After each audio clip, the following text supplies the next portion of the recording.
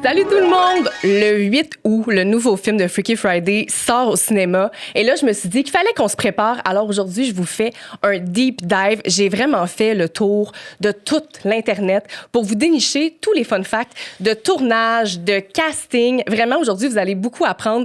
Et je pense que ça va vous donner envie d'aller voir le film au cinéma. Et pour jaser de tout ça, je reçois une personne que j'avais super hâte de vous présenter. Je pense que si je portais encore des colliers best friend, clairement, j'en aurais un avec cette personne-là. C'est mon meilleur ami, Jean-Maxime Touzel. Salut, Jean-Max. Allô, Catherine. Je suis tellement contente que tu sois là. Nous, ça fait des années qu'on veut un projet, qu'on veut faire quelque chose ensemble. Ah non, vraiment, plus longtemps que ça, là, une décennie minimum. Une décennie, là, oui. On s'est rencontrés au HMV, juste pour dire. On vendait des CD, on vendait des DVD. Puis je pense qu'on a vu rapidement que toi et moi, on a un amour, on pourrait dire, maladif du cinéma. Oui, puis terminal, là, vraiment. C'est pas une maladie le fun. Là. C'est comme, je pense que j'arrêterai jamais de parler de films avec toi ou de séries télé, much, là. de musique. C'était intense, là. Ouais. On mettait les clients mal à l'aise. Un petit peu. Est-ce qu'on travaillait tout le temps? Non. Non, est-ce qu'on parlait de Freaky Friday? Oui! Surprenamment, oui, vraiment. Et là, aujourd'hui, on va se faire une grosse analyse de tout ça, Jean-Max. Mais juste avant... OK. C'est l'heure de vous faire ma recommandation TVA+. TVA+, qui présente le podcast, je vous le rappelle. Vu qu'on parle de un vendredi dingue. Ouais. Dingue. Il y en a beaucoup, hein? Dingue. Je me suis dit que j'allais vous faire une recommandation TVA+, complètement dingue. Et c'est la série, attention, Fort Boyard. Wow! Oh! Tu connais ça, c'est sûr. Ben oui, c'est certain. Oui, non. Quand j'étais jeune, là, c'était un classique, là, avec mes parents. C'était une tradition. On l'écoutait à chaque semaine. Puis il y a des moments logés dans ma tête à jamais de cette émission-là. Absolument. On dirait que c'est... Excuse, je veux pas t'interrompre. Non. Mais moi, j'allais juste dire que chez nous, c'était tellement important, Fort Boyard, qu'il y a même un Noël qu'on a fait. Où est-ce que cette thématique, Fort Boyard, les enfants, on avait comme des épreuves à faire. Là. C'est impossible. C'était malade. Puis à la fin de la soirée, sur les ventilateurs, il y avait mis les sous. Des sous en chocolat. Il y avait parti les ventilateurs, puis les sous tombaient. Puis là, les enfants, il fallait qu'on ramasse l'argent. C'était incroyable. Y avait-tu des tigres? Y avait-tu quand non, on n'avait pas ce budget-là encore. Pas le financier. Prochaine étape. On dirait Boyard une 2026. relique d'une autre planète, honnêtement. Là, dans un vieux château abandonné. C'est malade. Des compétitions des célébrités avant que ce soit comme une vraie affaire, j'ai l'impression. Mais là, attends, la saison que TVA+ ont mis en ligne, c'est la saison 4. Pourquoi la 4? Je sais pas, mais ce que je sais, par contre, c'est que la saison est iconique, là, ça crie 90s. Il y a, tu sais, dans les participants, il y a Marina Orsini, il y a Serge Postigo, Maë Paiement, Marie-Josée Taillefer, René Simard, Marc-André Coallier. Tu sais, c'est très 90s. Allez écouter ça sur TVA+.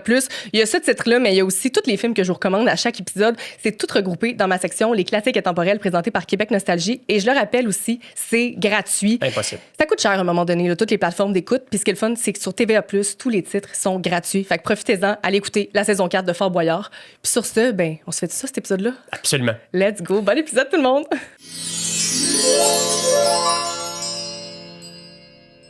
Jean-Max, je suis surexcitée. J'avais tellement hâte qu'on fasse cet épisode-là. Je suis extatique, Catherine. C'est un honneur pour moi d'être ici. Puis avant, je veux juste mentionner quelque chose. Je suis vraiment en admiration de ton travail de recherche pour cet épisode-là. Toi et moi, on a un peu travaillé là-dessus. Oui, je veux pas me donner tout le mérite. Tu as cherché avec moi. Là. Mais écoute, la recherche que tu as faite, là, c'est exceptionnel. Ce film-là, on dirait qu'il est interdit sur Internet. Il n'existe pas tant que ça. Il n'y a pas beaucoup d'infos. Ouais, exactement, d'informations sur l'arrière-scène. Ouais. On a vraiment passé au travers de l'Internet au complet, toi spécialement. Puis on est allé écouter toutes les entrevues qu'ils ont faites sur YouTube qui datent de 2004, les behind the scenes, des vieux articles obscurs, là, tu sais, de blogs. C'était étrange, là, ce qu'il y avait sur Internet. En tout cas, toutes les étapes au travers lesquelles il fallait passer pour avoir des informations, c'était assez génial à voir. Puis t'as raison, parce que, tu sais, dans la saison dernière, avec Fred, on avait fait un épisode sur Josie les Pussycat, puis on dirait que le Internet regorgeait d'informations et de fun facts.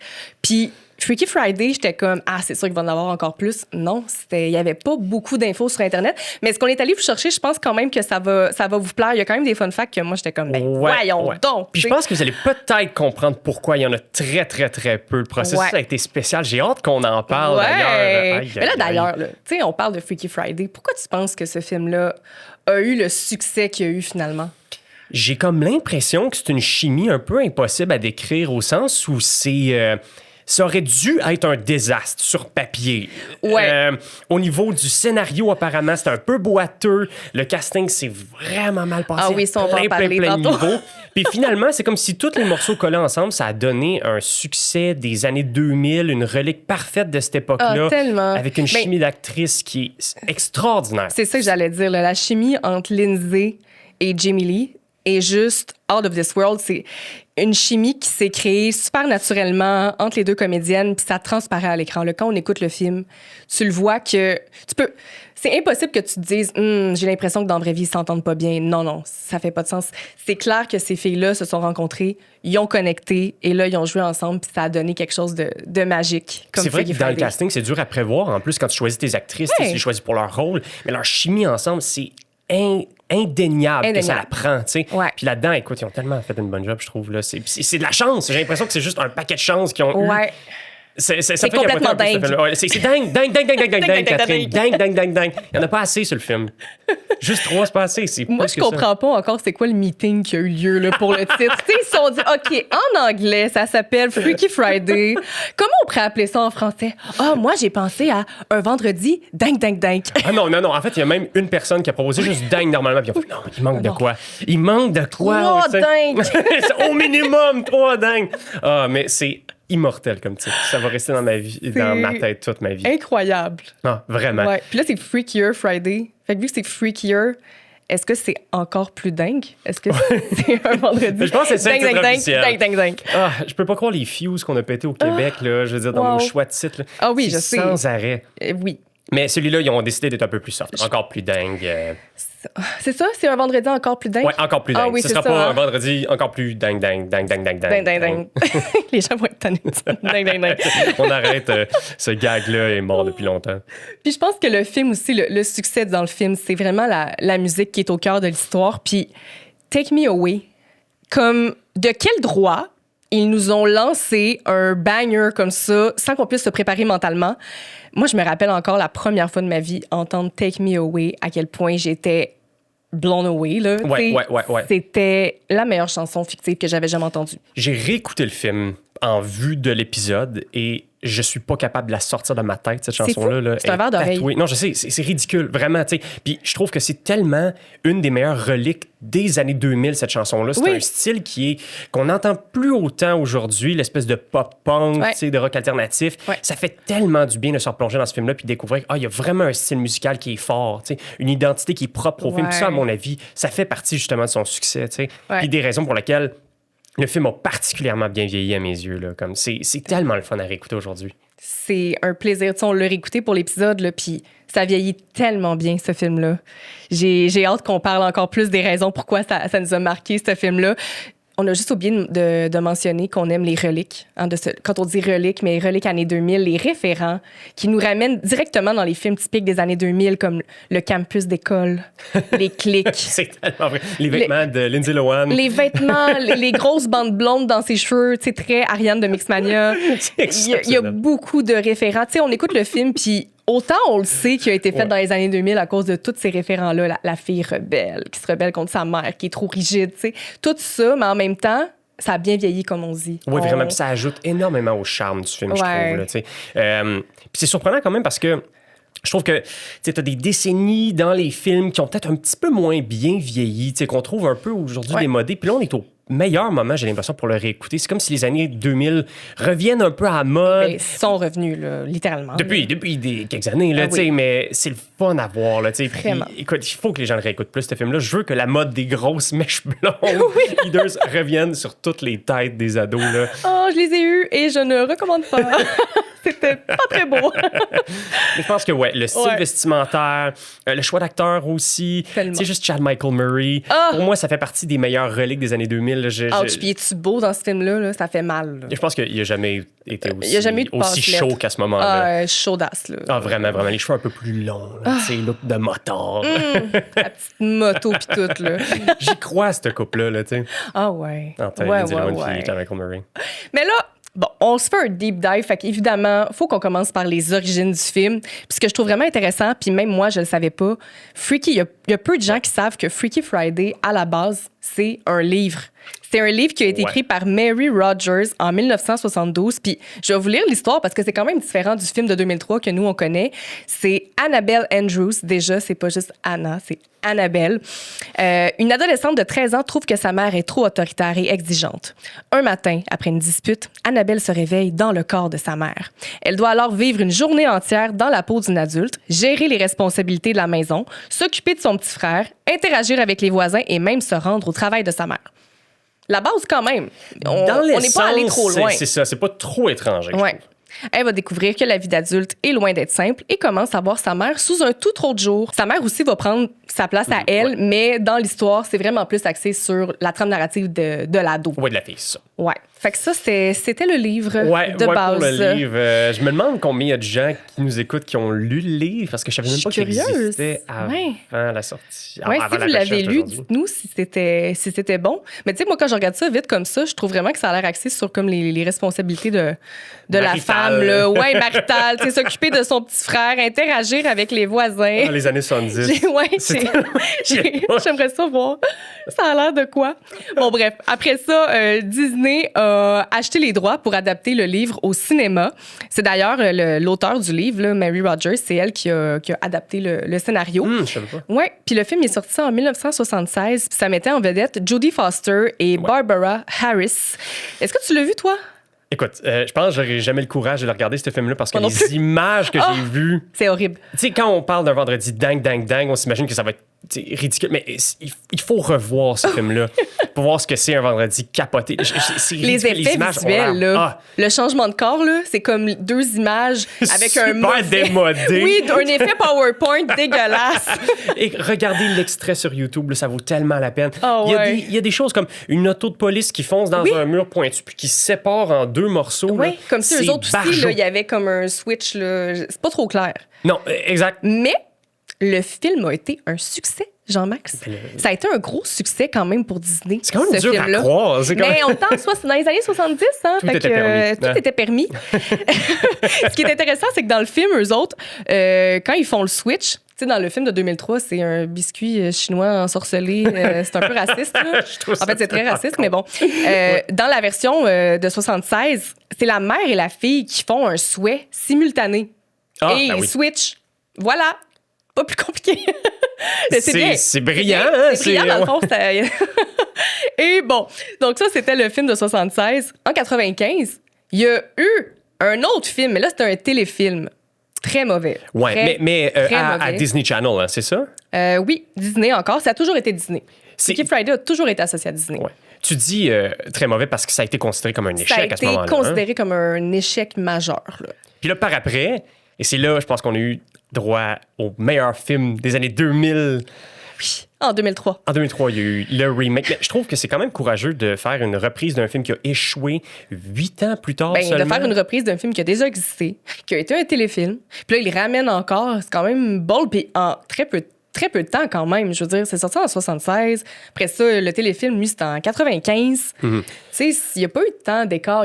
Les gens n'ont pas eu le temps d'avoir tant de recul que ça, mais ça a permis d'aller chercher une nouvelle génération comme nous.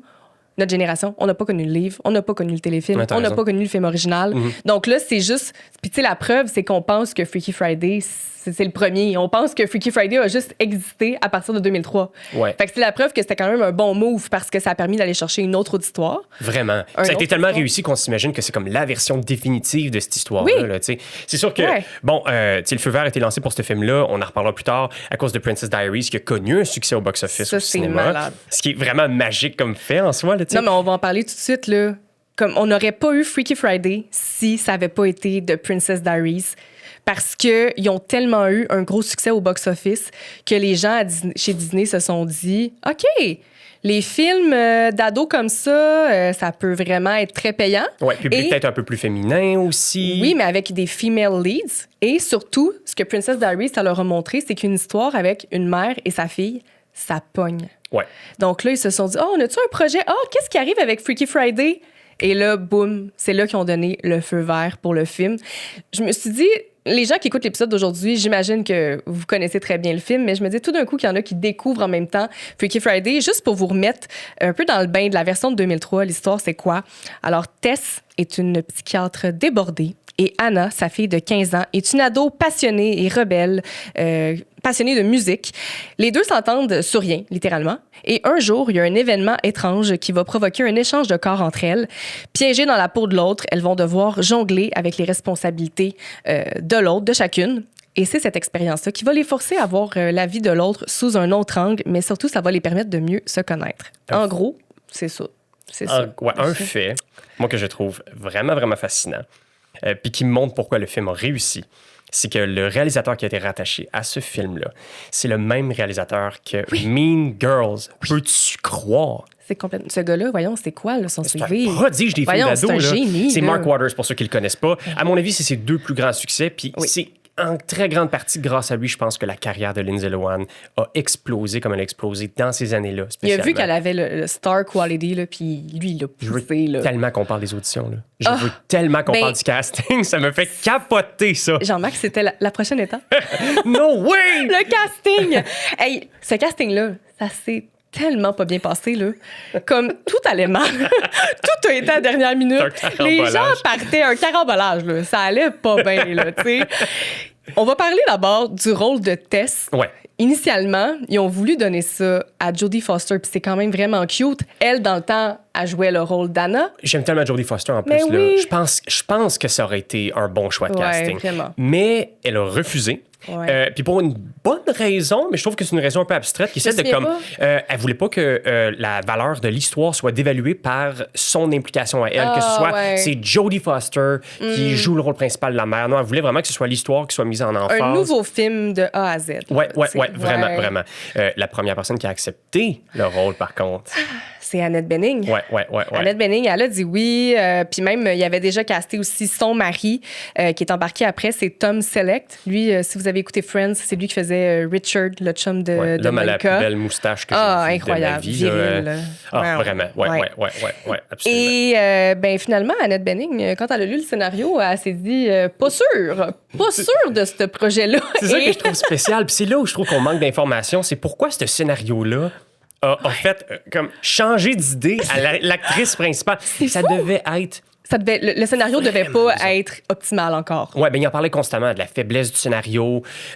Puis moi, c'est ça qui me fascine parce que ce scénario-là a connu tout plein de changements dans les sens un peu de dernière minute. Ouais. J'arrive pas à croire qu'il soit tombé carrément sur le scénario qui nous fait tous triper aujourd'hui. C'est fou, hein? Fait qu'Annette Bening à l'âge. Ah ouais. À l'âge. Là, Tom après Selleck. ça, Tom Selleck, il a dit au réalisateur, là, il a vraiment été franc avec lui, puis il lui a dit, écoute, Moi, je suis là pour Annette Bening. ouais, je suis embarquée dans le film juste parce que j'étais excitée de travailler avec elle. Fait que là, vu qu'elle est partie, ben, ciao, bye.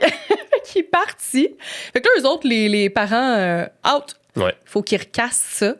Il y a Ça a été- Il y a Madonna qui a failli être... Elle voulait vraiment, vraiment jouer le rôle de Tess. Est-ce que tu l'aurais vu? OK. Moi, j'aurais détesté. Vraiment. J'adore Madonna. J'osais pas le dire. Mais tu sais, c'est parce que je l'ai vu dans un film qui s'appelle A League of Their Own, Ouais. qui est une ligue de baseball féminine. Puis elle a vraiment un rôle charmant là-dedans. Mais tu sais, de là à supporter un film comme ça, avec un rôle aussi costaud, est-ce qu'elle aurait eu le talent d'actrice pour... Ben moi, je trouve que ça aurait fait exactement comme Jodie Foster, ce qu'elle voulait pas qu'il arrive. Ça aurait dévalué le mérite de Ça aurait l'histoire. dévalué, puis ça aurait ajouté un côté, je trouve, trop pop. Puis je trouve que les gens... On dirait que ça aurait trop paru, on met Madonna parce qu'on veut attirer du public. Notre scénario, il est pas tant bon, mais on a Madonna dans le film. tu sais. Au moins une chance, c'est ça, ouais. Ouais, fait que je trouve que moi, personnellement, quand je vois une vedette de la pop culture dans un film, des fois, je me pose des questions. Ouais, c'est comme un manque de confiance envers l'identité du projet. Des puis- fois, c'est l'effet que ça me fait, moi, personnellement. Puis ça me turn off un peu des films quand je vois des trop grosses vedettes comme arriver puis qui ont pas trop de rapport dans l'histoire, qui font pas nécessairement du acting. Puis là, on les sac dans un film puis on est comme, ouais, ça va être vendeur. Moi, Non, ça c'est- me vend pas le film. Non, je suis d'accord. Puis c'est vraiment des décisions de boîte de prod qui, comme, Ouais. réfléchissent pas nécessairement comme à l'œuvre puis à l'identité du C'est film. Là, ça. tu sais. Mais écoute, moi, ce qu'on n'a pas mentionné, puis ce qui me fait un peu capoter, c'est qu'Annette Bening, elle a pas lâché comme des mois avant la production. Oh non, là. Elle a lâché quelques jours avant le Oh début de la oui. production. Et là, ils sont mal pris, ils savent pas qui prendre. Et là, ils appellent Jamie Lee Curtis, qui leur a inspiré le rôle à cause de Oui, sa True performance Lies. dans True Lies. C'est un éveil masculin indéniable. Oui, ça a l'air. OK? Je donnerai pas plus de détails, mais les gens qui ont vu True Lies savent. Puis ça va revenir, ce détail-là, plus tard pour certains oui, acteurs. oui. Elle Mais là, a été- tu l'as dit, elle a été castée 4 jours avant. 4. 4 jours. 4 jours avant qu'il commence à tourner, là. C'est complètement fou. La timeline est malade, là. Elle a été approchée un jeudi. Elle prenait l'avion cette journée-là. Elle a lu le scénario dans l'avion. Le samedi, elle rencontrait le réalisateur. Le dimanche, elle s'en allait se faire teindre les cheveux roux pour le film. Et le lundi, elle tournait. On a eu plus de préparation pour le podcast, Catherine. Oui, c'est... Je J'en peux-tu croire? Elle, 4 jours, quand j'embarque, let's go, tu sais. Elle est malade. Elle est malade d'être embarquée, tu sais. Sauf qu'elle arrive avec ses propres conditions aussi. Moi, c'est ça que j'ai trouvé admirable de sa part. C'est qu'elle arrive puis elle est comme, OK, vous décidez de m'engager 4 jours avant le début de la prod. Il va falloir que ce soit fait à ma manière. Il y a un producteur, je pense que c'est le réalisateur. C'est le monteur. C'est le monteur. C'est qu'il lui a été peut-être un peu trop intense dans ton jeu. C'est quand il avait commencé à tourner. C'était le 2e jour de tournage. Le monteur, tu sais, eux autres, ils commencent déjà à monter des prises qu'ils reçoivent. Ils commencent à monter, puis le monteur, il dit au réal, elle joue vraiment gros, faudrait qu'elle tombe down. Fait qu'elle est allée voir le réal, puis elle était comme, écoute, calmer, mon moi, gars. j'ai entendu parler de ce projet-là il y a 6 jours. Moi, naturellement, c'est comme ça que je vais jouer le rôle de Tess. Si vous aimez pas ça, vous pouvez prendre quelqu'un d'autre. Moi, c'est comme ça que je vais jouer. Elle a du guts, là. Ah, vraiment. Mais sa fille aussi. Elle a coaché. Sa fille l'a coaché. En fait, petit fait anodin, au début du film, on voit Jamie Lee Curtis avec une fille, puis on se met, genre, c'est peut-être Lindsay Lohan, photoshopée dessus. Oui, il y a comme des photos là, au début du film là, pour l'intro. Sauf que c'est sa fille. Puis elle est impliquée de plus d'une manière parce que c'est comme un peu la coach d'adolescence de Jamie Lee Curtis. Elle l'a vu à un moment donné, puis elle-même lui a dit, garde, maman, calme-toi, t'es peut-être un petit peu trop intense. Puis je pense que ça l'a servi, minimalement, mais la performance de Jamie Lee Curtis est irréprochable là-dedans. Là. Puis elle dit que c'est ça qui l'a aidé, en fait, d'avoir une fille de 15 ans à la maison. Ça l'a vraiment aidé à relate au personnage, à se mettre dans sa peau, puis à être capable d'incarner une maman, puis ensuite une adolescente, évidemment. Catherine, je veux que ce soit toi qui parles des filles qui ont été potentiellement castées pour le rôle d'Anna, parce qu'il y a ta personne préférée au monde qui a failli être castée. Écoute, là, je vais pleurer. RIP Michelle Trachtenberg, qui était censée jouer le rôle de Anna, et elle aurait été incroyable. Vraiment. Je suis super contente que c'est Lindsay qui a eu le rôle. Ça aurait modifié tout le cours de l'histoire de la culture québécoise, hein, que comme Lindsay Lohan n'est pas connu le succès de ce film-là, mais sans le refus de Michelle Trachtenberg, je veux dire, elle n'aurait jamais été là où elle est aujourd'hui. Puis ce qui est fou, c'est que Michelle, c'était pas le premier film qu'elle a turn down. C'est tragique. Michelle a dit non à Parent Trap. C'est comme, à chaque fois, Michelle dit non, OK, on met Lindsay. C'est fou, hein? Oui, vraiment. C'est vraiment une perte. Elle a comme suivi en parallèle tous les succès de Lindsay Lohan, puis elle a refusé chacun d'entre eux. Moi, je pense que si elle avait pris Parent Trap puis Freaky Friday, elle serait encore là aujourd'hui. Oui, vraiment. Penses-tu? Mais il faut que je le mentionne, la performance, moi, de Lindsay Lohan dans Parent Trap, est tellement bonne. C'est tellement bon. Ça aurait jamais été aussi bon. Elle a livré une performance d'actrice incroyable. Puis même dans tous les films qui ont succédé, Freaky Friday, je veux dire, Lindsay Lohan a livré une performance extraordinaire. Mais bon, Michelle Trachtenberg a dû refuser à cause de son implication dans Buffy contre les vampires. Ben oui, c'est correct. On y pardonne pour ça. C'était quand même Buffy. C'était un bon move. C'était une bonne raison. Finalement, Lindsay, elle a eu le rôle. Et c'est drôle de se dire qu'elle a un peu échoué l'audition. c'est ça que les gens ont dit. Il y a plusieurs personnes. Ben moi aussi, je trouve ça triste. Ils l'ont pris à cause de Parent Trap. Puis c'est en parlant aujourd'hui, là, ils sont comme, non, vraiment, son audition, elle faisait pitié un peu, c'était faible. C'est comme, elle a vraiment mal fait ça, mais elle avait quelque chose de le star quality. C'est ça, le star quality, c'est ce que tu as dit. Ouais, c'est vraiment ça qu'ils ont dit. Puis c'est le fun parce que c'était son grand retour au cinéma. Là. Ça faisait déjà 5 ans qu'on l'avait pas vu. Ben, en fait, qu'on l'avait pas vu. Elle a fait 2 téléfilms, entre Parent Trap puis Freaky Friday. Elle a fait des téléfilms qui n'ont pas été des gros succès. Là. Elle a joué dans Life Size avec Tyra Banks. Puis elle a joué dans Get a Clue. C'est 2 films que j'ai jamais vus personnellement, mais je sais, il faut que je les vois. Un peu comme son retour à Hollywood, dans le fond. Ouais, c'était vraiment son retour à Hollywood. Puis je pense que c'est bien en tant que tel, parce que ses parents ils ont voulu qu'elle prenne... Je pense que c'est ses parents qui ont encouragé ça, qu'elle prenne une pause puis qu'elle vive un peu sa vie de jeune adolescente, qu'elle ait un peu une enfance normale après le succès de Parent Trap. Puis, à mon avis, ça l'a juste aidé à être encore meilleure dans son rôle d'Anna parce qu'elle a pu être une ado, une enfant normale. Donc, elle a vu c'était quoi, puis là, après ça, elle pouvait jouer dans Freaky Friday, puis jouer ça, interpréter ça. Oui, puis ça lui a permis de s'affirmer en tant qu'actrice aussi, parce que c'est elle qui a décidé après ça de retourner au cinéma par après. C'est pas ses parents qui l'ont forcé. OK, là, tu as eu ton petit secondaire, là, retourne jouer dans un film. C'est elle qui a vraiment voulu. Ça lui a donné comme la rage de jouer. Ouais. Thank God, parce que, en plus, on s'entend que Freaky Friday, Mean Girl, qui est sorti 1 an après, c'était vraiment le pic de carrière de Lindsay Lohan. On est encore content de la voir, mais je pense que les films qu'elle nous a livrés très rapidement dans ces années-là, c'était des chefs-d'œuvre. Tu sais, Just My Luck, Freaky Friday, Confession of a Teenage Drama Queen. Ouais, moi, c'est après avoir écouté Parent Trap que je réalise que vraiment, c'est rare comme ça des quadrilogie de films aussi forte que ça. De passer de Parent Trap, puis là, tout de suite aller à Freaky Friday. Après ça, il y a Confessions of a Teenage Drama Queen. Ouais. Et là, t'as Mean Girls après. Mean Girls, c'était le sommet. Ouais. Ça a été l'explosion de Lindsay Lohan, je pense, honnêtement. Je pense qu'elle n'a jamais connu de moment aussi fort que ça dans sa carrière. Non. Mais honnêtement, je trouve ça drôle que ça parte d'une audition qui est un petit peu qui douteuse. Était nulle. Puis en fait, les détails de cette audition-là, moi, c'est ça qui me fascine. Elle arrive, puis déjà, initialement, le personnage avait été écrit pour être gothique. Donc, pas du tout l'espèce de semi-rockstar, frustrée qu'elle a, l'espèce de rebelle adolescente. Puis elle aimait pas ça, là. C'est ça, elle arrive et elle dit non, moi, j'aime pas ça. Donc, je vais arriver mais pas juste ça. Mais pas juste ça. Le style gothique, pourquoi elle trouvait que ça avait pas rapport? Lindsay, elle disait à l'équipe, il y a personne qui va relate. Il y a pas, tu sais, en ce moment-là, là, en 2000, il tourne peut-être en 2002. En 2002, c'est pas le style gothique. Tu sais, à la limite, ça aurait pu être un personnage emo, mais gothique, il y a personne qui aurait relate à ça. Ça n'a pas rapport. Mais là, elle est arrivée preppy. C'est quand même bold. Je sais pas où est-ce que le scénario genre était. Abercrombie & Fitch, là, je pense que c'est ça. Puis elle a décidé de faire l'audition. Puis ça dénature full, le personnage. Il n'y a pas un preppy qui va agir en gothique.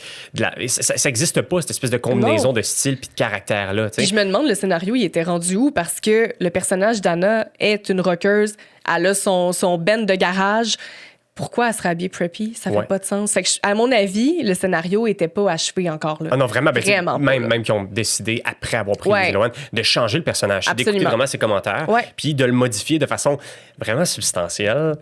Et c'est ça qui me fascine, je te dirais. D'abord, en fait, je pense sur des étapes. Parce qu'il y a un personnage vraiment marquant qu'on a totalement ignoré. Jake. Celui de Jake, qui est joué par Chad Michael Murray à son apogée physique, si je peux dire ça. Là. On n'a pas eu beaucoup d'infos là, sur les auditions, mais on sait qu'il y a eu Jared. Là, le nom de famille, j'ai jamais su comment il faut le dire. Moi, j'ai toujours dit Jared Padalecki. Mais je pense que c'est Padalecki. Genre de pâte, là, tu sais. Non, Padalecki, ouais. Oui, mais c'est le gars qui jouait notre beau monsieur dans Gilmore Girls et dans Supernatural. Oui, Supernatural, oui. On l'aime beaucoup. Mm-hmm. Moi, je capote quand j'ai su ça qu'il avait auditionné parce que je trouve que le casting aurait été incroyable. J'adore Chad. Je serais quand même restée avec Chad pour le rôle, mais quand même, bon choix. Il aurait vraiment pu fonctionner. Je suis d'accord. Ouais, ça fit. C'est le casting qui a un peu gardé au travers des années, j'ai l'impression. Là, cette espèce de comme un beau bonhomme avec les cheveux un peu plus longs, là, look un peu motard. C'est comme s'il était fait pour jouer ce rôle-là spécialement. Alors que Chad, Michael Murray, c'est comme un peu plus transformé pour le rôle. Là, d'ailleurs, on le mentionne pas, là, mais ça, c'est son premier grand rôle à Hollywood, mais pas son premier film. C'est son deuxième après avoir joué dans... Je pense que non officiellement, c'est son premier film. Là. Oui, dans notre cœur, vraiment. Là, parce que le premier, c'était un film de série B, puis c'était un second rôle pas important. Là. Genre, je pense que c'est comme une science-fiction religieuse, quelque chose du genre. On peut l'oublier. On va dire c'est son premier film. Regardez pas trop loin dans son Wikipédia. Là, ça va, Mais ça reste qu'on le connaissait déjà super bien à cause de Dawson, à cause de Gilmore Girls. C'était déjà un petit heart rub. Là. Les filles le trouvaient super beau. Il avait une super belle tronche. Fait que là, ils l'ont mis dans Freaky Friday. Il l'aurait casté, semble-t-il, parce qu'il était capable de déstabiliser Lindsay. Mais c'est parfait, dans le fond, parce que c'est ça qu'il fallait... Ils nous ont tous déstabilisés, tu sais. Effectivement. Ouais, mais c'est ça que ça prenait, je pense. Quelqu'un qui aurait rendu Lindsay Lohan nerveuse. C'était même une petite ado pleine de confiance. Là. Tu le vois dans le film qui est fait pour ce rôle-là. Là, là t'arrives avec Chad Michael Murray. Belle gueule, les cheveux juste assez longs. Là, un petit soul patch ici, là, comme rien d'autre. Coupe de cuir. Moi aussi, j'aurais été déstabilisée à la place de Lindsay. Là. Non, vraiment. Puis on va pouvoir en reparler d'ailleurs de comment ça a déstabilisé Lindsay Lohan. Oui. On a des petits fun facts, là. Le papa de Chad. Il a décidé d'accepter le rôle, notamment parce que son père, un peu comme tous les adolescents de cette époque-là, a trippé sur True Lies et sur Jamie Lee Curtis, sa performance là-dedans. Donc, son père avait un gros Christy de kick pour Jamie Lee Curtis. Fait que là, il arrive avec ce rôle-là où il est symboliquement en train d'embrasser Jamie Lee Curtis, mais pas tout à fait. Mais tu sais, de juste jouer à ses côtés, pour moi, c'est une super belle affaire. Là, en tout cas, dans le film, il l'embrasse pas. Non. Dans le film. À suivre. À suivre pour plus tard. Et finalement, dans le casting, il y a aussi eu le fameux rôle de la chanteuse de Pink Slip. Ça aussi, ça n'a pas été facile. Là. Au départ, c'était Kelly Osbourne. C'est malade. C'est elle qui devait être la chanteuse du groupe. Et c'est quand même triste, en fait. Elle s'est retirée parce que sa mère avait reçu un diagnostic de cancer, Sharon Osbourne. Donc, elle s'est retirée. Et là, il y a plusieurs actrices qui ont auditionné. Et ça, c'est fou, là. Dans la liste, il y a Raven, de Phénomène Raven. Naya Rivera, de Glee. Ashley Tisdale, de High School Musical. Sophia Bush. Ça me fait capoter. Wow! Ça me fait capoter. Mais elle chante! Peut-être. Peut-être, on le sait pas. Sophia Bush de One Tree Hill. Kat Dennings, de Two Broke Girls. Ouais. C'est quand même... ça va dans tous les sens, là. Ça me fait capoter qu'elle ait décidé de garder Christina Vidal, finalement. Moi, je suis tellement contente, là. Moi, vraiment? Taina, là... One love pour Taina, OK? Cette série-là est exceptionnelle. Et j'ai su que Taina, ça a été cancellé parce que ça coûtait trop cher. Qu'est-ce qui coûtait cher? C'est une sitcom, tout le temps les mêmes décors. Je peux pas croire que ça coûtait cher, là. C'est pas ça la vraie raison. Mais oui, mais bref. J'étais contente qu'elle ait recyclé Taina puis qu'il l'ait mis dans Freaky Friday. Ah oui, parce qu'elle chante tellement bien. Elle est tellement belle, cette fille-là. Elle a des albums exceptionnels aussi. Là. C'est pas juste sa carrière dans Taina qui montre ses talents de chanteuse. Là, mais elle arrive avec une espèce de background de R&B puis de hip-hop, puis comme pas tout à fait affirmée en tant que chanteuse rock. Là, elle arrive, puis les premières prises de chansons qu'elle fait, c'est comme soulful, tu sais. Yeah. Là, ils sont comme, va falloir que tu chantes plus rock, fait quoi de différent, là, tu sais. Fait que finalement, elle a adapté son style de chanson, puis c'est iconique, là, la chanson. Ah ouais. Elle a donné raison à l'équipe, là, tu sais. Après avoir entendu la version finale, elle était comme... Ouais, vous aviez raison. C'est mieux que je chante plus rock comme ça. Tu sais, il disait qu'il fallait qu'elle chante des fois même plus du nez, puis que... C'est fou, hein? Oui, mais on aura l'occasion de toute façon de reparler de Pink Slip plus tard. Moi, je veux qu'on parle du tournage lui-même. Hey, on a trouvé là, des fun facts vraiment intéressants. Là. Le premier... C'est que ça se passe... Bon, premièrement, moi, j'adore le fait que ça se passe dans une école à Los Angeles. Ça ajoute tellement un caractère au film qui est super le fun. Là. Moi, j'aime les films des années 2000 pour ça, l'espèce de comme, édification des écoles secondaires, de la vie de high school. C'est toujours sur un campus. C'est pas possible. Genre, on n'a pas ça au Québec, des beaux campus non, il n'y a pas ça à Châteauguay, il n'y a pas... non, c'est ça. À Loretteville, à Québec, c'était pas comme ça. Vraiment. Et là, écoute, ça me fait quand même marrer un peu, là, c'est qu'il y a des jeunes qui auraient comme voulu voler des affaires sur le plateau de tournage. Mais c'est ça qu'ils disent. Comme tout le tournage, tout s'est super bien passé. Pour tout le monde, c'est une des plus belles expériences de leur vie. Le seul scandale qui est arrivé, c'est des étudiants du vrai campus qui ont essayé de voler de l'équipement. Franchement. Comme si personne s'en rendrait compte. T'sais. En même temps, j'ai aucun doute là-dessus. Là, je comprends. Au secondaire, là, c'est sûr que tout le temps, là, les deux épais là, qui veulent faire leur connerie de l'année. Pas game de voler le set de Freaky Friday. Tu parles d'un pas game. C'est sûr. C'est la première fois aussi. Puis ça, je trouve ça charmant. Mais c'est la première fois que Lindsay Lohan embrasse quelqu'un à l'écran. Ça l'a rendue nerveuse. Oui. Puis je comprends. Ouais.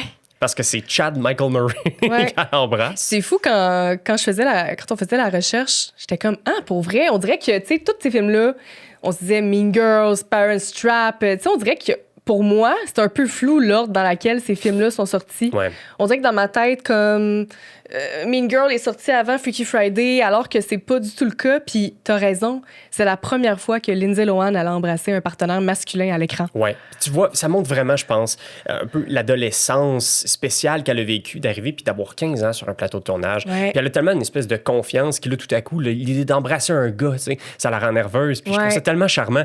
En fait, l'histoire, puis moi, c'est ça que je trouve spécial, c'est qu'elle était nerveuse de l'embrasser. Elle savait pas trop comment ça allait se passer. Puis là, t'as Jamie Lee Curtis qui arrive, tu sais, comme gars, montre comment ça se passe.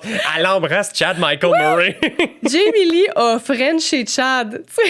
Elle était comme, c'est pas compliqué, check! Là, le French. Hey, tu parles d'une confiance. Là. Hey, mais Chad, après ça, lui, il a-tu flexé ça? Là? Il a Frenché le kick de son père. Il a dit que c'est son moment dans sa vie où est-ce qu'il s'est dit I made it. Tu parles d'un homme. C'est malade. Puis je le comprends. Fait que là, finalement, bon, après comme 15 prises, je pense. Prises. Là, ça, là il était plus stressé, elle dit. Ouais. Puis t'as même écrit LOL. Je comprends pourquoi. Là, ça en aurait pris beaucoup moins, je pense, pour déstresser bien du monde. T'sais. Ouais. Il y a eu aussi Chad, pendant qu'on parle de lui, là. Tu sais, dans le film, son personnage, évidemment, fait de la moto. Est-ce que Chad a fait de la moto dans le film? Non.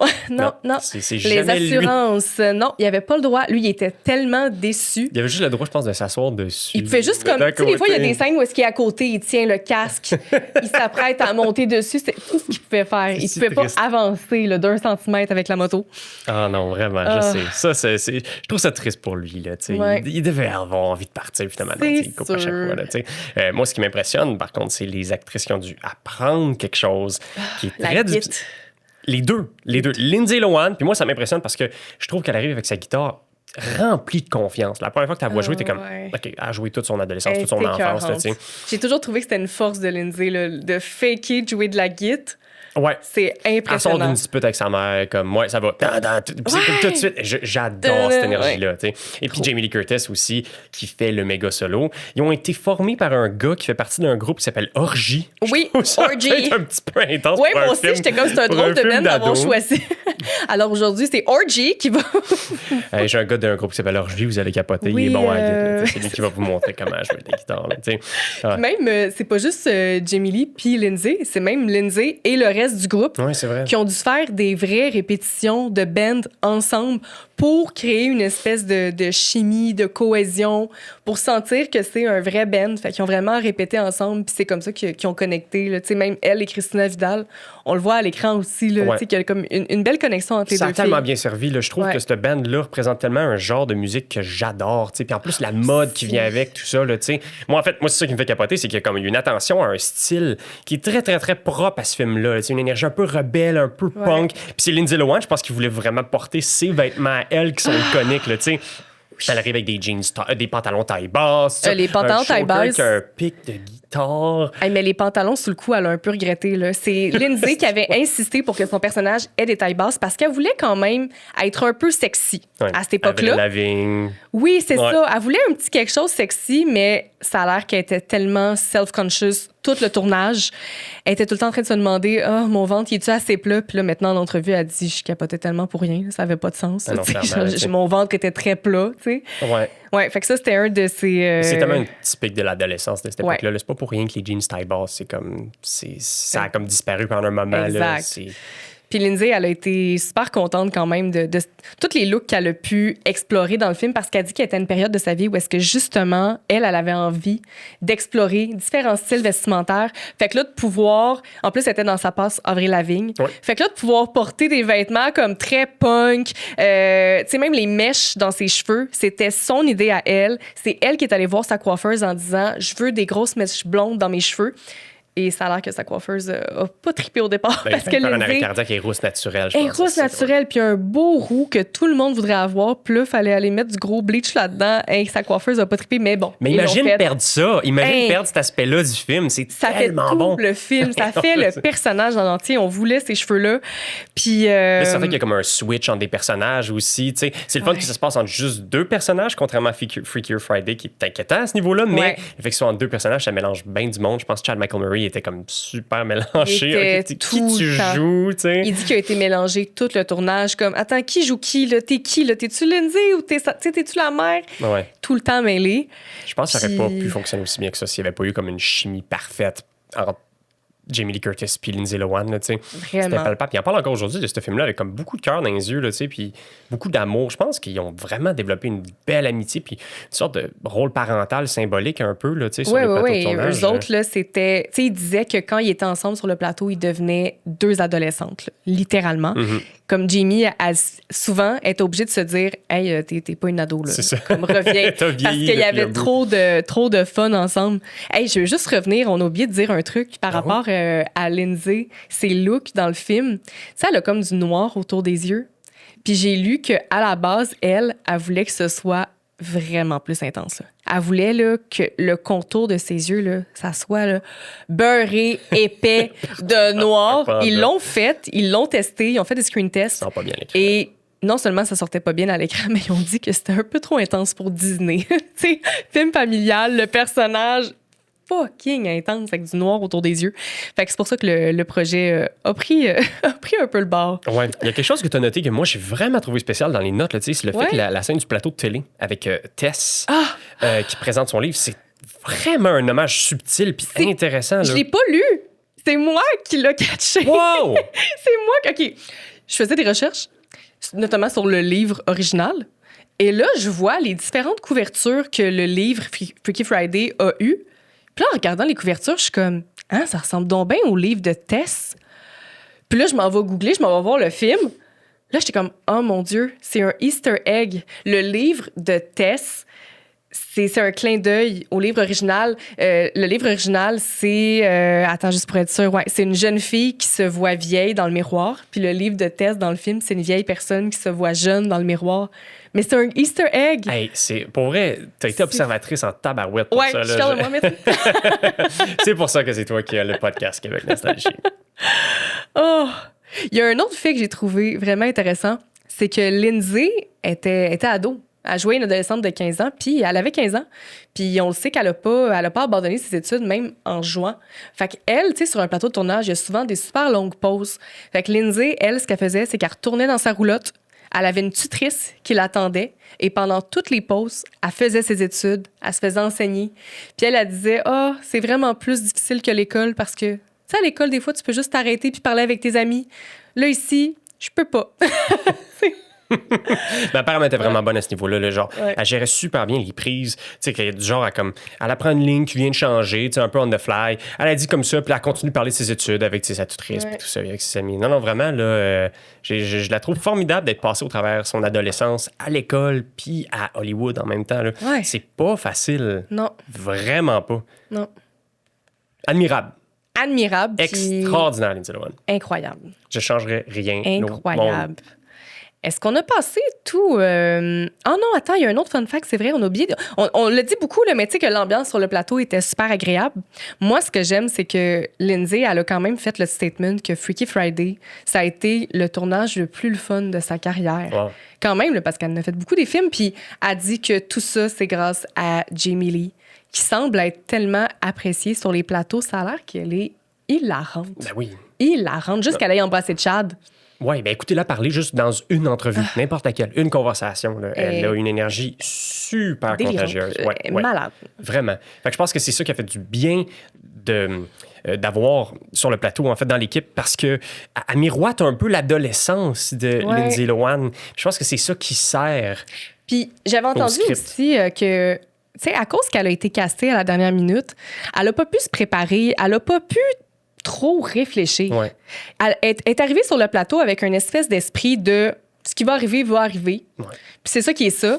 Fait qu'elle a dit, Jamie Lee, elle a dit souvent que c'est le plateau, elle, sur lequel elle s'est sentie le plus libre. Ça et True Lies, là, c'est les deux films dans lesquels elle a senti qu'elle avait une espèce de liberté créative.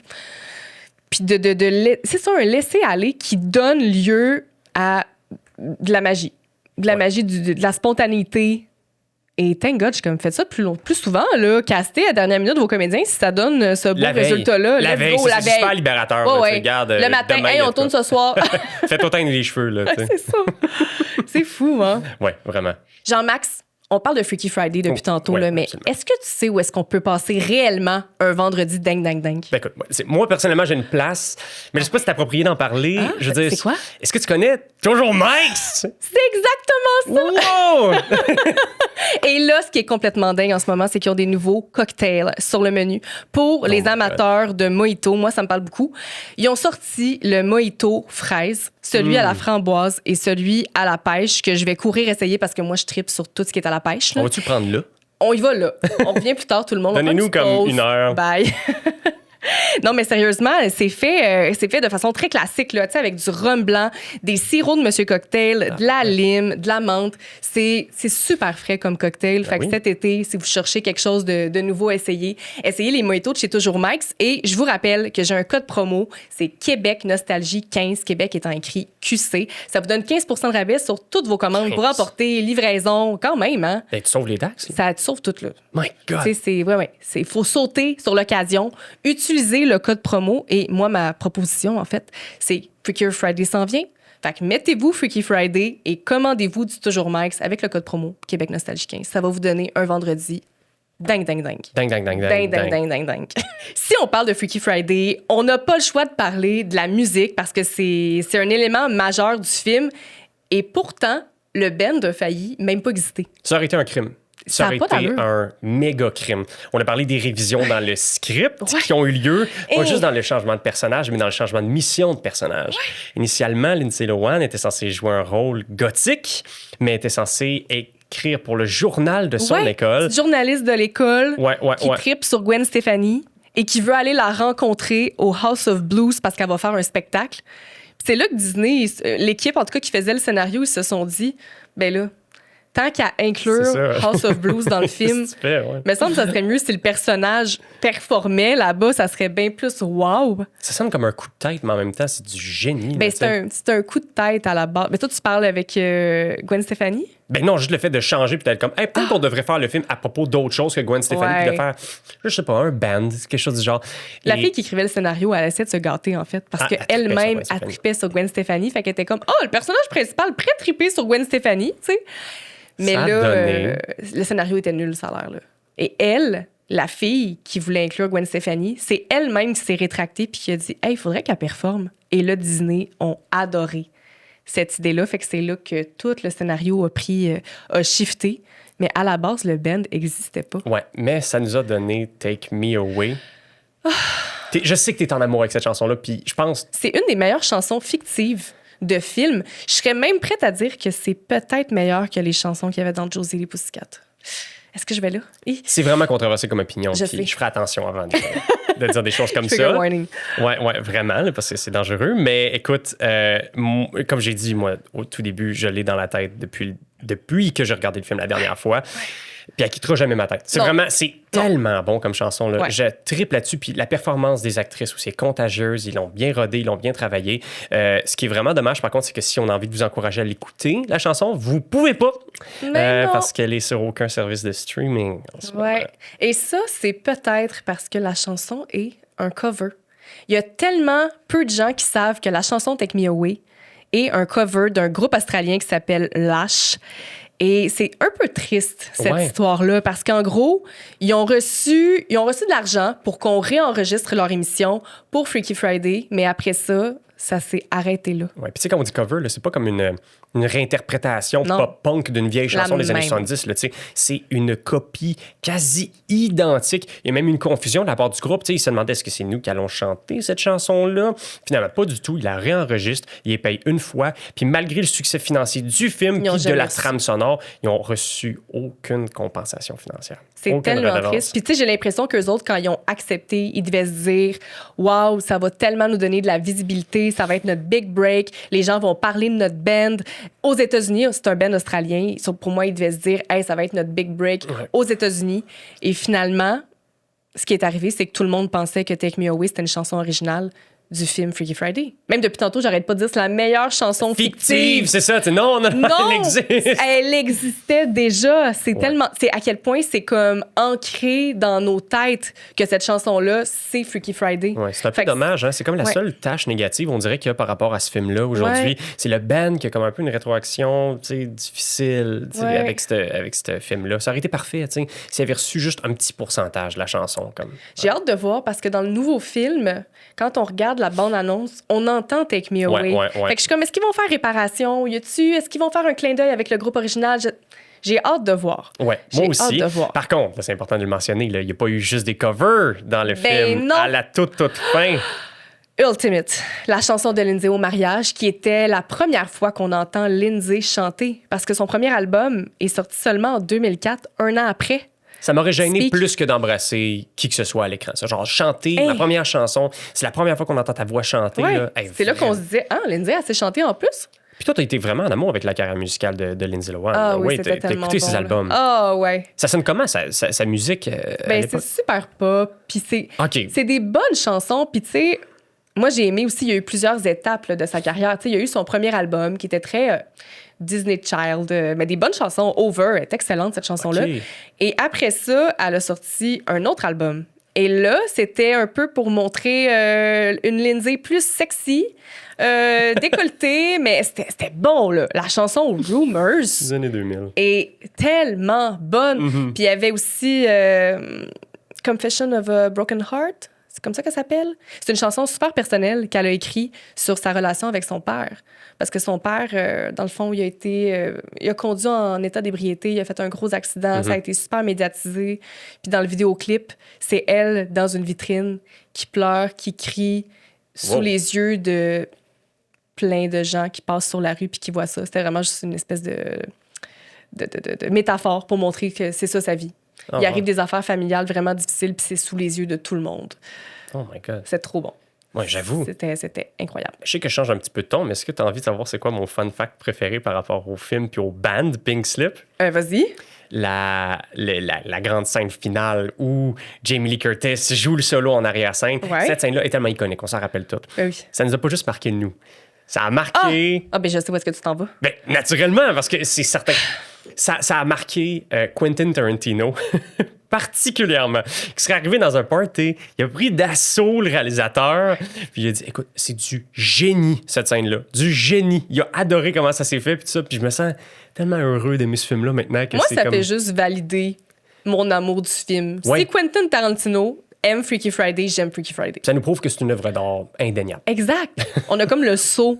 L'approbation Oui, c'est du ça. gars qui a fait Pulp Fiction et Inglourious Basterds. Exact. Peut-être qu'il s'est inspiré de la scène pour faire un film. C'est sûr. En tout cas, vraiment, le film a eu un super gros succès. Puis il faut qu'on parle du box-office. Ouais. Le box-office a parlé. En termes de succès, là, le film a récolté au box-office mondial 160 millions. Ça l'a placé comme 35e film de l'année. Dans une année où est-ce qu'il y a eu quand même Seigneur des Anneaux, Kill Bill, Trouver Nemo, Pirates des Caraïbes. Hey, c'était une grosse année, là. Une des plus grosses. Vraiment, tu regarderais la liste, là, puis tu serais comme... Rarement j'ai vu ça. Puis l'affaire aussi, c'est que aujourd'hui, là, n'importe quel film rêverait d'avoir 160 millions Ouais, box-office. C'est vraiment autre chose. Même les gros succès financiers en ce moment se rapprochent plus du 160 millions de l'époque. Ouais. Mais vraiment, il y en a 34 autres films qui ont fait beaucoup plus d'argent. Beaucoup plus. C'est vraiment fou, une autre hein? époque du cinéma. Là. C'est assez dingue. Puis même en format, là, en format vidéo, en cassette, DVD, 85 millions. 85, c'est beaucoup. C'était là. Matt Damon, je pense, qui en parlait à un moment donné à Hot Ones. Il disait que c'était un des trucs les plus tristes pour lui, qu'on n'ait plus accès à ces espèces de nouveaux formats-là, parce que ça donnait une deuxième vie à certains films. Ouais. Tu sais, que tu fasses la moitié de ton box-office mondial en format vidéo, là. Vraiment, il n'y a plus ça aujourd'hui. Non. C'est triste, je trouve, pour les réalisateurs qui espèrent avoir un succès au-delà du cinéma. T'sais, ils veulent faire des trucs qui sont un peu plus nichés, bouche à oreille, quoi que ce soit. Shawshank Redemption, c'est un super bon exemple d'un film qui n'a pas vraiment connu un gros succès au cinéma. Et là, en vidéo, à Vidéotron, quoi que ce soit. C'est un classique. Vraiment, là, tout le monde l'a loué puis il a fait son argent comme ça. Exact. 85 millions. C'était le 22e film de l'année au niveau des formats vidéo. Ouais. Tout juste derrière, Le Cercle et Rapide et Dangereux 2. Rapide et Dangereux 2. Too Fast, Too Furious. Moi, c'est Le Cercle. Le Cercle de 2003. Oh, c'est pas surprenant avec ce succès-là que le film ait eu des prix et des nominations. Moi, je suis tellement fière de Jamie Lee qui a eu une nomination aux Golden Globes. Je veux dire, Freaky Friday est un Golden Globe nominee. C'est incroyable. Puis pourtant, j'accepte, c'est vrai. C'était tellement de bonne performance. C'est mérité. Il y a beaucoup de films qui n'ont pas eu de nomination aux Golden Globes et c'est choquant. Ouais.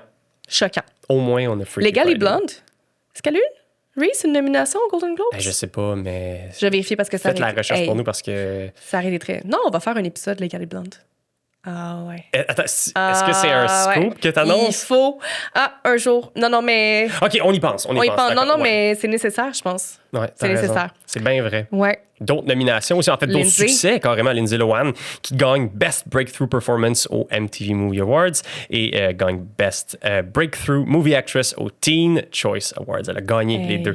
Puis je suis tellement d'accord. Là. Ben oui. C'est le début de sa carrière. C'est le début. C'était là que tout le monde est vraiment tombé en amour avec Lindsay, puis que c'est devenu une des hit girls. Ouais, c'est vraiment une bonne façon de récompenser le film, je trouve, de récompenser Lindsay Lohan puis Jamie Lee Curtis.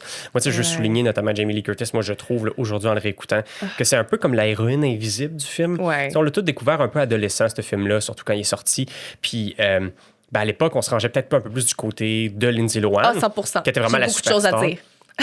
Ouais, mais j'ai hâte de t'entendre. Puis maintenant, en le réécoutant aujourd'hui, on a vieilli avec le film. Puis là, naturellement, on est un peu plus proche de l'âge de Jamie Lee Curtis. On est encore un peu loin là, de l'âge. OK, je pensais que vous êtes d'approuver. Non, je sais. OK, mais parle-en. Parce que j'ai l'impression qu'il y a de quoi qui te gosse avec sa performance. Depuis tantôt, on rend hommage au film, mais j'avais le goût qu'on puisse se permettre quand même de partager les choses qui nous ont peut-être gossé dans ce film-là. Parce que moi, il y a quelques petits trucs, OK? J'en ai noté quelques-uns. Bien là, déjà, on a parlé du titre tantôt. Une folie pure. Une folie pure. Honnêtement, je peux pas croire qu'au Québec, on s'est dit que c'était une bonne idée. Mais en même temps... Bizarrement, ça l'est. T'sais. On dirait que ça a dépassé l'ironie maintenant. On pourrait pas l'appeler autrement, mais un vendredi Sûrement, au début, ils voulaient appeler ça le vendredi fou. mais ça faisait trop, genre. Mais Black Friday, à cette époque-là, ça n'existait pas. Ou au moins, c'était comme ça aux États-Unis. T'sais. Black Friday est arrivé vraiment plus tard. Là, mais il aurait pu juste l'appeler un vendredi dingue. Ben oui. Non, pourquoi dingue, 3 fois? Dingue. Il y a plus d'impact. Oui, vraiment, mais ça souligne le mot, tu sais. Ouais. Un dingue vendredi, dingue. Mais si tu le dis 3 fois, c'est encore plus dingue. Fait que c'est ça dans le fond.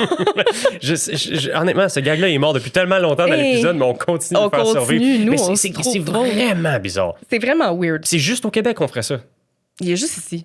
En France aussi. Ah, non, ils sont un peu plus littéral dans leur traduction. Ouais. Ils gardent ça souvent anglo. Le Freaky Friday! Mais non, mais tu sais, ils traduisent, mettons, c'était quoi, là? Very bad trip. Un road trip? Ça, c'est The Hangover, je pense. Oh non! Very bad trip. Alors que nous, ce serait quoi? Genre. Mean Girls. Se saouler à l'américaine. Ce serait quelque chose de ça. Mean Girls, c'est Lolita malgré moi.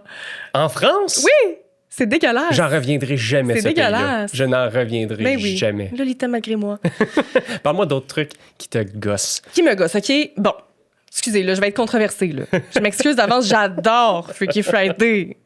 Mais moi, là, la mode dans le film, il y a eu des petites invraisemblances. Invraisemblances? Ouais, invraisemblances. La mode dans le film, j'ai un petit problème. Comme la mère, je comprends pas comment elle peut être femme d'affaires de jour, jaquette la nuit. Tu sais, comme jaquette de madame, là. D'époque, là. D'époque. Du terroir, là. Comme avec son petit chandelier, là. Tu sais, les pays d'en haut. à la tête, là. Comme c'est terrible, cette jaquette-là. Je comprends pas. On dirait que ils ont choisi de se faire porter une vieille jaquette LED juste pour accentuer les différences entre elle et Lindsay, mais que ça n'a pas été réfléchi selon le personnage qu'ils ont créé, parce qu'on s'entend, ils nous la montrent là, comme étant une femme d'affaires qui a 6 téléphones, qui fait 15 affaires en même temps. Puis là, le soir, elle porterait une jaquette de madame. Genre, ça ne fit pas avec le personnage. Fait qu'on dirait que c'était vraiment un choix purement accessoire pour faire la différence. La jeune, la plus vieille sont vraiment pas pareilles. Ouais, c'est vrai qu'il y a une petite incongruité à ce niveau-là. Oui, ça m'a gossé. Ouais. Mais je sais, puis toi, tu m'en as parlé souvent, que c'est pas ce look-là qui t'a le plus dérangé. Ouais. Le look, quand Lindsay est dans le corps de la mère, puis là, elle s'en va la rendre plus haute. Fait que, tu sais, elle s'en va y faire couper les cheveux. Puis là, elle fait des petits pics à la tête. Fait qu'on comprend... Tu sais, c'est une rockeuse là, qui est dans le corps de sa mère. Fait qu'elle une adolescente rebelle. Oui! Fait qu'elle va elle va être rebelle, puis elle va donner un look qui reflète ses goûts à elle. Fait que là, justement, elle s'en va y faire couper les cheveux plus courts pour qu'elle ait des petits pics à la tête. Très rock. Elle y fait percer l'oreille. Très rock. Mais elle y met une robe pas rock du tout. On dirait que je me serais attendue à des patterns carottés ou... Pantalon taille basse, un choker en pic de guitare. Je me demande si ça aurait marché, mais en même temps, t'as raison de dire ça. On dirait que ça aurait plus fait, genre, madame... On dirait que c'est pas elle qui s'est habillée ou madame qui essaie d'avoir l'air jeune. Ouais, que son identité est un peu intrue dans son corps. Ça qu'on voulait là, à la place, ça joue vraiment comme une matante rebelle là, qui boit un peu trop en famille. Comme la robe, je veux dire, elle est magnifique, Jamie. Puis la robe, elle est quand même belle. C'est comme Paisley avec des super belles bottes noires. Comme, je trouve ça magnifique, le choix. Mais je me demande à quel point l'adolescente aurait fait ces choix-là. Ça, c'est ce que je me demande. T'as bien raison. Aussi, tantôt, on a parlé de House of Blues. La mère, moi, ça, c'est quelque chose qui m'a... À chaque fois que j'écoute le film, je me pose cette question-là. Pourquoi Lindsay, qui est sur scène avec les autres, est capable de spotter sa mère dans les coulisses qui fait son solo de guitare? Pourquoi les autres du band la spotent pas, eux autres? Pourquoi la chanteuse, qui est juste à côté de Lindsay, pourquoi elle a jamais aperçu la mère en coulisses puis être comme « What the fuck, ta mère fait ton solo? » Ça m'a tout le temps gossé. Ouais, je comprends ce que tu dis. Peut-être que c'est parce qu'elle sait elle-même fait pas le solo. Fait qu'elle se dit, mais d'où ça vient, tu sais? Fait qu'elle regarde un peu autour d'elle puis elle va dans les coulisses. Elle va dans les coulisses, mais je veux dire, dans cette scène-là, on voit que Lindsay est placée du côté où sa mère est en coulisses. Puis les autres se retournent vers Lindsay. Fait que logiquement... Qu'est-ce que tu fais? Oui, puis logiquement, si Lindsay peut voir sa mère, les autres qui se retournent dans ce sens-là devraient être capables de voir leur mère en coulisses. Puis ils la voient pas, puis il y a pas de réaction. Fait qu'à chaque fois, je suis comme... Oh! Ça me gosse. Ouais, je comprends ce que tu dis. Ah, non, mais bon, ça reste une très bonne scène. Si Tarantino n'a rien dit... Exact. Je m'obstinerai pas avec Tarantino. C'était juste moi, là. Non, c'est vrai. C'était juste moi, dans le fond, tu sais, mais... Le look dont tu parlais, ça a quand même été capable de séduire Chad Michael Murray. Moi, c'est ça qui m'impressionne. Je veux dire, son personnage, là, tu sais. Oui, c'est vrai. Est-ce que tu y crois en le... Moi, j'y crois pas, la romance Chad puis la mère. On dirait que Chad, à chaque fois qu'ils le mettent dans un film, ils le mettent dans un rôle où est-ce qu'il est vraiment épais. Tu sais, dans Cinderella Story, il est pas capable de reconnaître Hilary Duff malgré le plus petit masque jamais vu dans l'histoire du cinéma. C'est non. Puis là, dans Freaky Friday, soudainement, il trippe sur la mère après l'avoir vue littéralement 10 secondes à la télévision. Je suis comme... Même s'il a filé l'énergie de Anna, il a vu 10 secondes. Ta mère est tellement cool. Tu sais, c'est comme, elle a l'air un peu dingue, là, en ce moment, à la télé. Il y a personne qui a l'air cool en faisant ça, là. Non! Fait que ça, à chaque fois, je suis comme, on dirait que j'y crois pas. Mais c'est Chad, dans le fond. C'est typique des personnages qu'il incarne. Tu sais, je pense qu'encore aujourd'hui aussi, une autre peut-être critique qui est comme envoyée à l'égard du film, puis je la trouve valide, cette critique-là, c'est que comme c'était un peu maladroit le choix de mythiciser la Chine, là, tu sais, puis d'arriver avec un biscuit chinois qui est comme mystérieux, tu sais, comme quasiment vaudou. C'est un petit peu maladroit. C'était super pas maladroit. Ouais. Puis ils veulent réparer le tir, semble-t-il, dans le nouveau film. Le nouveau film, Freakier Friday, ouais. dont on peut parler. Ils ont ramené les comédiennes, puis semble-t-il qu'ils ont reconnu que c'était raciste dans le premier film. Et là, ils veulent réparer le tir. Donc, j'ai hâte de voir comment ça va être fait. On va en parler d'ailleurs dans l'après-show Patreon aujourd'hui. C'est déjà la fin de l'épisode régulier, Jean-Max. On a fait le tour de Freaky Friday. J'espère qu'on vous a appris plein de choses puis que vous avez le goût d'aller voir le nouveau film. Là, nous, justement, dans l'après-show, on va parler de ce film-là. Puis je trouve ça vraiment fou. Le film, il sort le 8 août, mais le film original était sorti le 6 août. C'était voulu. Clairement, c'était voulu. Là. Ils voulaient que ça sorte au même moment dans l'année.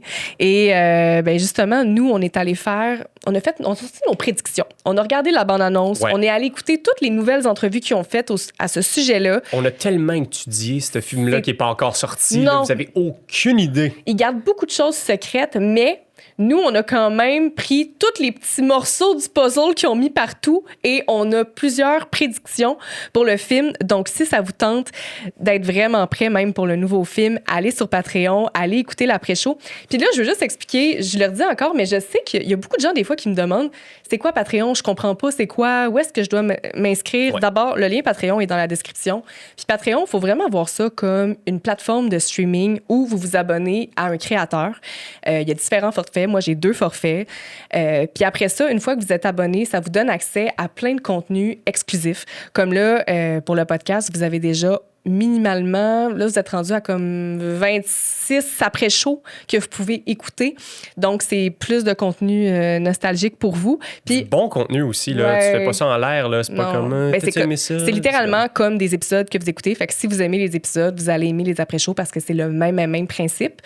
Puis en plus de ça, quand vous vous abonnez à Patreon, vous contribuez au projet parce que c'est beaucoup d'heures, beaucoup de travail, beaucoup de sous à dépenser aussi pour faire un projet comme ça. Efforts que tu mets là-dedans, Catherine, je capote un peu. Quand vous vous abonnez, vous encouragez le projet. Donc, si ça vous tente, le lien est en description pour vous abonner au Patreon. Puis nous, on va faire nos prédictions Freakier Friday. Ouais.